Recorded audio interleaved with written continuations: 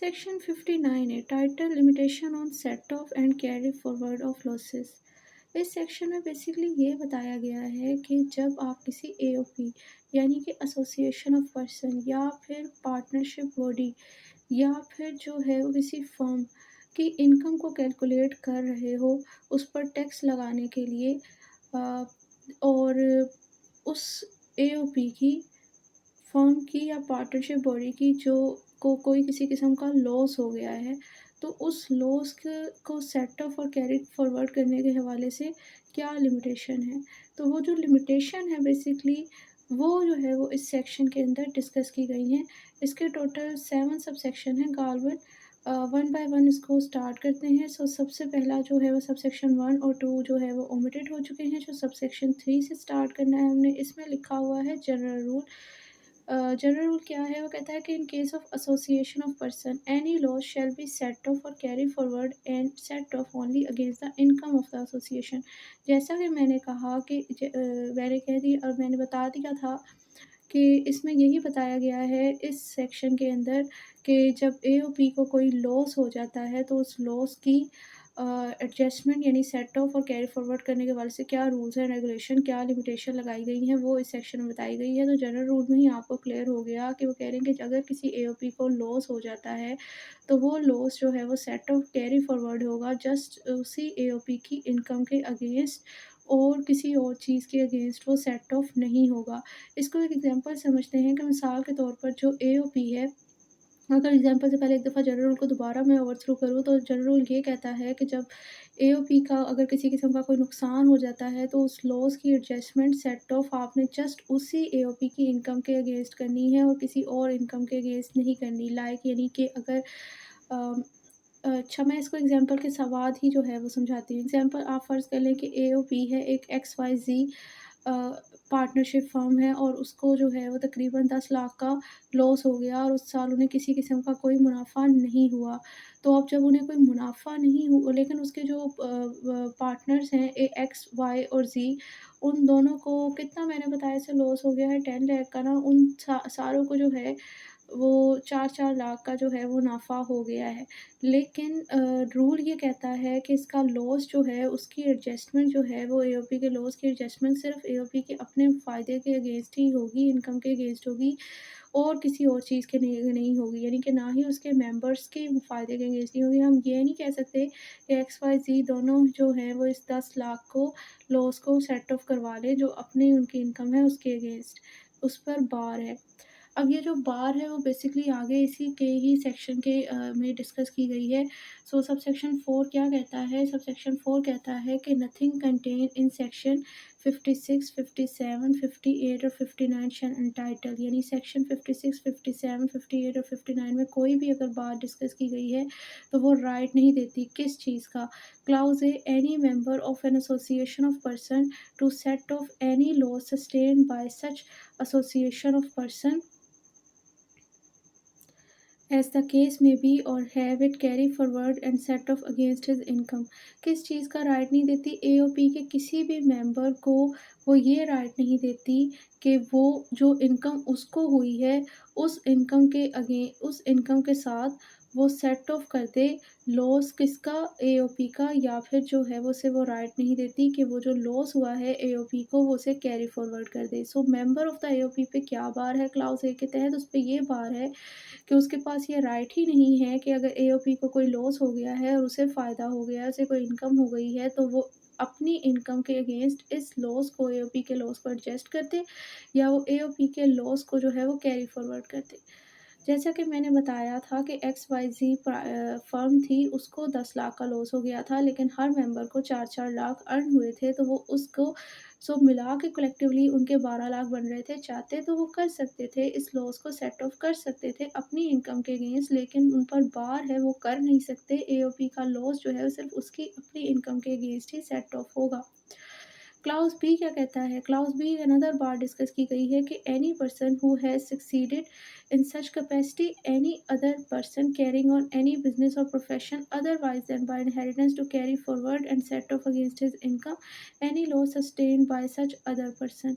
सो इसमें ये बताया गया है कि अगर एओपी का कोई सक्सेसर है और उसने ये एओपी फ़र्म जो है वो ख़रीद ली है उसके प्रीवियस मेंबर से, प्रीवियस पार्टनर से, और अब वो जो सक्सेसर है, तो उनको जो प्रीवियसली वालों को कोई किसी किस्म का कोई नुकसान हुआ था, तो वो ये नुकसान जो है इसको जो लेने के बाद कोई फ़ायदा हो गया है इसी फ़र्म से, तो वो जो उनका प्रीवियस लॉस था, उस लॉस को वो अपनी इनकम के साथ जो है वो सेट ऑफ नहीं कर सकता। मतलब उन पे बार है, वो ये नहीं कह सकता, लाइक जैसे कि हम देखते हैं कि अगर कोई बिज़नेस जो है वो लॉस में जा रहा हो, तो वो फिर वो बिक-बका ही जाता है, क्योंकि ज़ाहिर-सी बात है लॉस वाली चीज़ तो किसी ने लेकर नहीं चलनी। अगर प्रीवियस एक्स-वाई-ज़ेड फर्म है और उसको नुकसान हो रहा है, 10 लाख का नुकसान हुआ है और एबीसी उनके सक्सेसर हैं, उन्होंने उसे परचेज़ कर लिया है। तो अब इस सिचुएशन के अंदर अ, वो अपनी उनको हो जाती है 20 लाख का फ़ायदा, तो वो ये नहीं कह सकते कि हम अपनी 20 लाख में से 10 लाख को निकाल के 10 लाख के ऊपर जो है वो अपनी टैक्स लायबिलिटी को बनाएँ, मतलब वो इसके नुकसान को यूज़ नहीं कर सकते। एक तरह से देखा जाए तो ये इनको ही प्रिविलेज नहीं दी गई हुई सक्सेसर को, क्योंकि अगर उन्हें राइट दे दिया जाता, तो उनकी टैक्स लायबिलिटी कम बन जाती। ज़ाहिर-सी बात है, कहाँ अब पहले 20 लाख पर अब टैक्स देना पड़ रहा है, अगर इन्हें अलाउ होता तो फिर 10 लाख के ऊपर टैक्स देना पड़ता। इन पर बार है, इनको बार लगाई गई है। हाँ, लेकिन एक बंदे को बार नहीं लगाई गई। लाइक ये कि अगर वो कहते हैं कि कोई बंदा जो है वो इनहेरिटेंस की सूरत में उसको ये लॉस में जाती हुई फ़र्म मिल रही है, तो अब इस सिचुएशन में वो पर्सन जो है वो इस लॉस में जाती हुई फ़र्म के लॉस को अपनी इनकम के अगेंस्ट एडजस्ट कर सकता है। लेट्स सपोज़ एक्स-वाई-ज़ेड जो है फ़र्म लॉस में जा रही है, और एसटीयू जो है वो उसको इनहेरिटेंस में मिली है, या फ़र्ज़ कर लें कि एक्स-वाई-ज़ेड जो है वो फ़र्म लॉस में जा रही है, मिस्टर यूसुफ को जो है वो ये इनहेरिटेंस में मिल रही है फ़र्म। तो अब जब उनके पास आती है, तो अब उन्हें फ़ायदा हो गया है 20 लाख का, और नुकसान जो था पिछला उनका 10 लाख का था। तो अब उस 20 में से 10 को माइनस करेगा और 10 लाख के ऊपर अपना टैक्स कैलकुलेट करके देगा। अब उसने 20 पे नहीं देना, क्योंकि उसे इनहेरिटेंस में मिली है। लेकिन अगर ये सक्सेसर होता, तो अब इस सिचुएशन में इसने 20 लाख पर ही देना है। इसको जो है वो इसमें से -10 लाख का ये रिड्यूस नहीं कर सकता। सो आई होप ये पॉइंट सबको समझ आ गया होगा। नेक्स्ट आ जाते हैं सबसेक्शन 5 के ऊपर। सबसेक्शन 5 कहता है कि subject to subsection 4 of section 57, subsection 12 of section 22 and subsection 6, मतलब इस सेक्शन 57 के सबसेक्शन 4 को मद्देनज़र रखते हुए, सेक्शन 22 के सबसेक्शन 12 को देखते हुए एंड सबसेक्शन 6 इसी सेक्शन के सबसेक्शन 6 को देखते हुए, जब wherein computing the taxable income for any tax year, जब आप किसी टैक्स ईयर के लिए टैक्सेबल इनकम कैलकुलेट कर रहे हो इसी एओपी की, तब आपने क्या, और full effect cannot be given to the loss relating to the deduction under section 22, 23, 24 और 25। और अब जब आप टैक्सेबल इनकम कैलकुलेट कर रहे हो किसी भी एओपी की टैक्स ईयर के अंदर, और आपको जो है जो डिडक्शन अलाउ हैं, यही सेक्शन 22, 23, 24 और 25, इसमें बेसिकली डेप्रिसिएशन अमोर्टाइजेशन की डिडक्शन का डिस्कस किया हुआ है। वो कह रहे हैं कि वो आपको मिल तो रही हैं, लेकिन आप उन्हें फुली तौर पर क्लेम नहीं कर सकते। What's the reason behind of it, ये आगे लिखा हुआ है कि owing to there being no profit or gain chargeable for that year, or such profit or gain as mentioned in subsection 4 of section 57 being less than,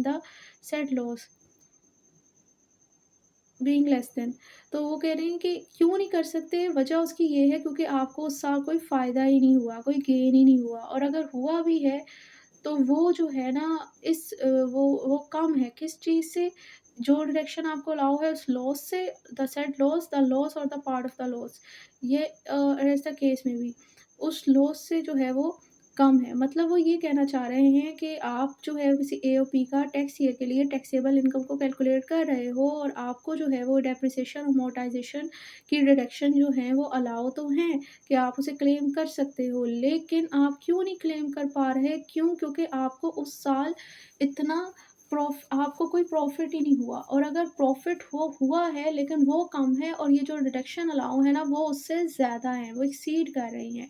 that's why अब आप claim नहीं कर सकते। अब आप क्या करोगे? क्या आपका जो ये लॉस है वो ज़ाया हो जाएगा? तो वो ज़ाया नहीं होता, वो कहते हैं कि it shall be set off against 50% of the person income chargeable under the head income from business for the following year. तो वो कह रहे हैं कि अब आप ना इसे कैरी फॉरवर्ड कर दोगे अपने इस लॉस को, और जो आपकी नेक्स्ट टैक्स ईयर के अंदर जो इनकम फ्रॉम बिज़नेस के हेड से इनकम आएगी ना, उसकी जो वो पूरी इनकम नहीं, उसकी भी 50% इनकम में से आप अपने इस लॉस को सेट ऑफ कर लोगे। or if there is no income from business for that year, we set off against 50% of the person income chargeable under the income from the business for the, और अगर उस साल अगले साल भी नहीं होती ना तो सक्सीडिंग ईयर के लिए आप आगे कैरी फॉरवर्ड कर दोगे और आगे नेक्स्ट वाले टैक्स ईयर के जो जो इनकम फ्रॉम बिजनेस आपको आएगी हेड से उसके 50% इनकम में से आप अपने इस लॉस को सेट ऑफ कर लोगे। अब ये ज़रा टेक्निकल है, इसको एग्जांपल से समझाते हैं कि लेट्स सपोज 2026 के टैक्स ईयर के अंदर मुझे जो है वो 50 लाख की, यानी कि मेरी फर्म है XYZ और मुझे 50 लाख तक की डेप्रिसिएशन, अमोर्टाइजेशन, डिडक्शन जो है वो अलाउ है। मेरा इतना लॉस हो रहा है, या लॉस ज़रा कम कर लेते हैं 10 लाख का है, और इनकम मेरी उस साल हुई है जो है 2 लाख की। अब मैं सिर्फ़ और सिर्फ़ कितना लॉस जो है वो डिटेक्ट कर सकती हूँ, सिर्फ़ और सिर्फ़ 2 लाख का। अब -8 लाख जो है वो मेरा लॉस में जा रहा है मेरा बिज़नेस। अब ये -8 लाख जो है वो मैं आगे कैरी फॉरवर्ड कर दूँगी। अब अगले साल जो है वो मैंने इसको सेट ऑफ करना है, लेकिन सिर्फ़ और सिर्फ़ उस इनकम के अगेंस्ट जो मेरी बिज़नेस के हेड से आ रही है, किसी और हेड से जो इनकम आ रही है उसके अगेंस्ट नहीं। अब बिज़नेस के हेड से अगले साल, यानी अगले साल 2027 के टैक्स ईयर में मुझे जो है वो 10 लाख फ़ायदा हुआ। अब रूल ये कहता है कि मैं, वैसे तो होना तो ये चाहिए कि मैं अपना 8 का 8 लाख ही सेट ऑफ कर लूँ और 2 लाख उस साल मेरा प्रॉफ़िट शो हो, लेकिन ऐसा नहीं है क्योंकि कानून में कहा गया है कि अगले साल के बिज़नेस के इनकम से आप उसे सेट ऑफ तो कर सकते हो, लेकिन सिर्फ़ और सिर्फ़ 50%। तो अब मैं 5 लाख जो है ना, 10 लाख हुआ है ना मुझे, तो 10 लाख का 50% जो है वो 5 लाख बना। उस 5 लाख में से मैं अपने 8 लाख को माइनस करूँगी। अब अगेन जो है वो मेरा 5 लाख प्रॉफ़िट और -3 लाख जो है वो मेरा लॉस जा रहा है। अब मैं उसे आगे कैरी फॉरवर्ड कर दूँगी नेक्स्ट टैक्स ईयर में। अब नेक्स्ट टैक्स ईयर के अंदर जो है, जो मेरा लॉस होगा, सॉरी, बिज़नेस से इनकम जो आएगी मेरी, उसके भी अगेन 50% से मैं इसे सेट ऑफ कर सकती हूँ। लाइक अब अगले साल जो है वो मुझे 6 लाख बिज़नेस में फ़ायदा हो गया और मेरा लॉस जितना जा रहा है -3 लाख। अब 6 लाख का भी 50% जो है वो 3 लाख ही होता है। अब 3 लाख का 3 लाख के साथ जो है वो सेट ऑफ हो जाएगा और काम खत्म हो जाएगा। अब मेरे पास कोई लॉस नहीं है। आई होप ये पॉइंट सबको समझ आ गया होगा। अब नेक्स्ट चलते हैं सबसेक्शन 6 की तरफ। सबसेक्शन 6 कहता है कि where under subsection 5 deduction is also to be carry forward, effect shall be given to the provision of section 56 and subsection 2। मतलब वो कह रहे हैं कि जब आप लोग इसी सेक्शन की सबसेक्शन 5 के तहत आप लोग जो लॉस डिडक्शन बेसिकली लॉस है, उसको कैरी फॉरवर्ड कर रहे हो, तो उस टाइम आपने सेक्शन 56 के सबसेक्शन 2 और सेक्शन 58 के रूल्स को भी मद्देनज़र रखना है। मतलब जिस टाइम आप लॉस क्लेम कर रहे हो सेक्शन के सबसेक्शन 5 के तहत, तो उस लॉस को कैरी फॉरवर्ड करते हुए इन रेलेवेंट सेक्शन की रूल्स एंड रेगुलेशन को भी मद्देनज़र रखना है। सबसेक्शन 7 कहता है कि notwithstanding anything contained in this ordinance, मतलब यहाँ पर जो बात की जाएगी वो सुपरसीड करेगी, क्योंकि नॉटविथस्टैंडिंग अगर किसी सेक्शन के अंदर लिखा जाए सबसेक्शन में, तो उसका यही मतलब होता है कि इस ऑर्डिनेंस में कोई भी कुछ भी लिखा हुआ है, इस यहाँ पर जो रूल डिस्कस किया गया है उससे कंट्रेरी कुछ भी किसी जगह पे कुछ लिखा हुआ है, तो वो मैटर नहीं करेगा, जो यहाँ बात डिस्कस की गई है वो प्रिवेल करेगी। और यहाँ क्या लिखा हुआ कहता है, no loss which has not been assessed or determined in pursuance of an order made under section 59, 59A, 62, 63, 65 of the repealed ordinance। मतलब इनकम टैक्स ऑर्डिनेंस से पहले जो कोई कानून था ना, उसके इन रेलेवेंट सेक्शन के तहत अगर कोई लॉस जो है वो असेस नहीं हुआ, डिटरमाइंड नहीं हुआ, और एन ऑर्डर मेड और treated as made under section, या फिर अब जो कानून है ये इनकम टैक्स ऑर्डिनेंस, उसके इन सेक्शन 120, 122 और 121 के तहत जो है वो कोई ऑर्डर पास आउट नहीं हुआ। इट मीन्स वो ये कहना चाह रहे हैं कि आपको कोई नुकसान वगैरह तो हो गया है, लेकिन एफपीआर की तरफ से उसे असेस्ड लॉस डिक्लेयर नहीं किया गया। मतलब एफपीआर की तरफ से उसको लॉस नहीं माना गया, एडमिटेड नहीं किया गया। तो ऐसे जो ऐसे जो लॉस है shall be carry for set of under section, और ठीक है। तो इसको जो है ना, आप इस तरह के अनअसेस्ड लॉस को, अनडिटरमाइंड लॉस को ना ही कैरी फॉरवर्ड कर सकते हैं, ना ही सेट ऑफ कर सकते हैं सेक्शन 57 के सबसेक्शन 2 के तहत और सेक्शन 58 और सेक्शन 59 के तहत। सो बेसिकली वो ये कहना चाह रहे हैं कि अगर आपको कोई इसको एग्जांपल समझते हैं कि जायका आप रिटर्न जमा करवा रहे हो, 20 लाख की आपकी बिज़नेस इनकम है, आप कहते हो कि मुझे 10 लाख का लॉस हो गया है और आपने इस लॉस को डिक्लेयर किया है अपनी रिटर्न में, लेकिन एफबीआर इस चीज़ को मानती नहीं है, वो इस लॉस को एडमिट नहीं करती, उनके नज़दीक ये अनअसेस्ड है। तो अब ये लॉस जब आपका नहीं माना गया, तो कहीं आपने 10 लाख की इनकम पे टैक्स कैलकुलेट करके रिटर्न जमा करवाई थी और अपना टैक्स नहीं आया था, जबकि उन्होंने नहीं माना, तो अब आपका जो है वो 20 लाख के ऊपर ही आपको अपनी असेसमेंट करनी पड़ेगी। उसी पर टैक्स लायबिलिटी कैलकुलेट करके आपको टैक्स जमा करवाना पड़ेगा, अपनी रिटर्न जमा करवानी पड़ेगी। मतलब अगर एक ऐसा नुकसान जैसे एफपीआर एडमिटिंग करती अनअसेस्ड होता है, तो उस लॉस की डिडक्शन आप क्लेम नहीं कर सकते। उसको आप सेट ऑफ नहीं कर सकते अपनी बिज़नेस इनकम के अगेंस्ट। सो आई होप ये समझ आ गया होगा सबको सेक्शन 59 है। नेक्स्ट वीडियो में हम इंशाल्लाह अपने लास्ट 2 सेक्शन करेंगे इस पोर्शन के, क्योंकि इससे पहले जो है वो हमने इसके जितने भी सेक्शन थे इस पोर्शन के वो डिस्कस किए हुए हैं। ये लास्ट 3 सेक्शन ही रह गए थे, इनको हम इंशाल्लाह कंप्लीट कर ले, एक हमने कर लिया है, 2 रह गए हैं, उनको हम नेक्स्ट वीडियो में इंशाल्लाह डिस्कस कर लेंगे।